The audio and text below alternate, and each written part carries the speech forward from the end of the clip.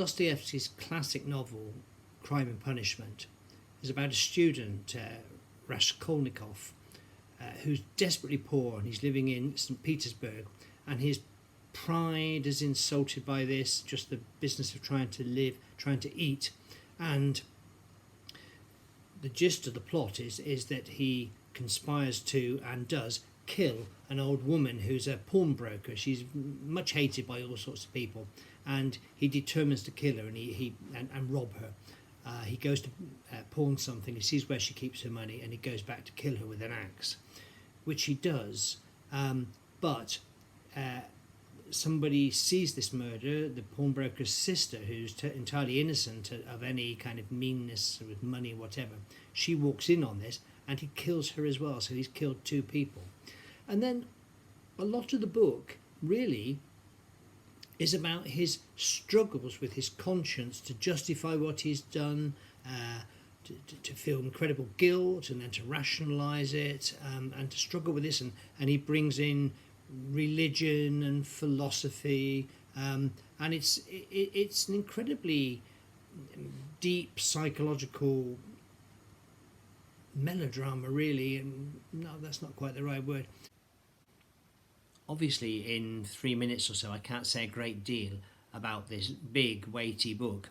So what I will just pick out is the way in which the central character's dilemmas and agonies and neurotic breakdown, really, over what he's done and how he tries to rationalise it, the way in which that foreshadows all the sort of work that Freud was going to talk about a few decades later, about the work of the unconscious and ego defense mechanisms, etc., etc.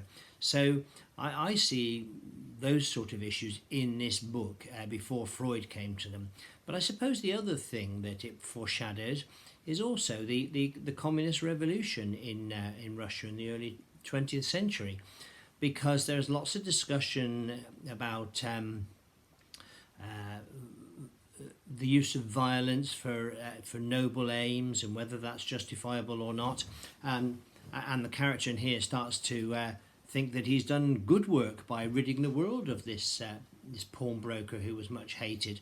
So it's a virtuous act, the murder he's committed. So there's all this stuff going on as well, which in a sense, came back with the kind of issues in the revolution, or as it would do in any bloody revolution. The other thing I liked, and it's maybe not the central bit, but is the atmosphere of the city, St. Petersburg. The River Neva in the book is a swamp.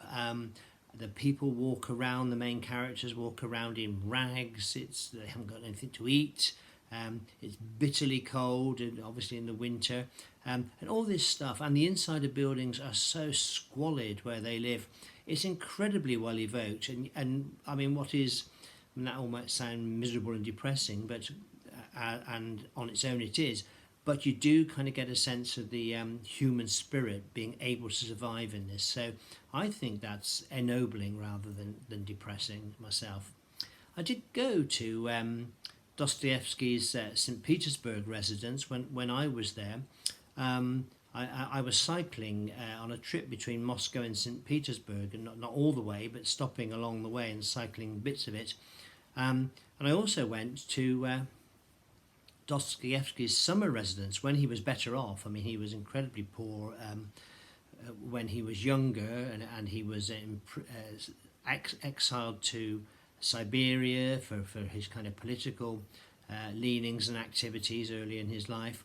But when he became better off with his publications, he had a summer place out in Staraya Russa, and I cycled there along the river to have a look at it. And this is what I wrote.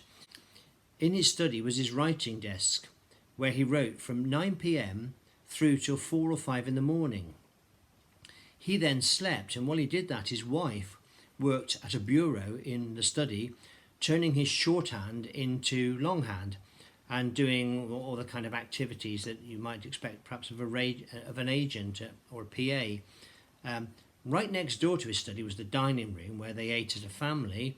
And I suppose he overcame, that problem of the writer's problem of the pram in the hall, as T.S. Eliot called it, by writing through the night when the family was asleep, and then sleeping in the day. But I did wonder, did the children have to creep about? And while I was there outside, ironically, construction workers were shimmying up and down scaffolding and hammering away at the roof. So that wouldn't have helped Dostoevsky get these amazing volumes written.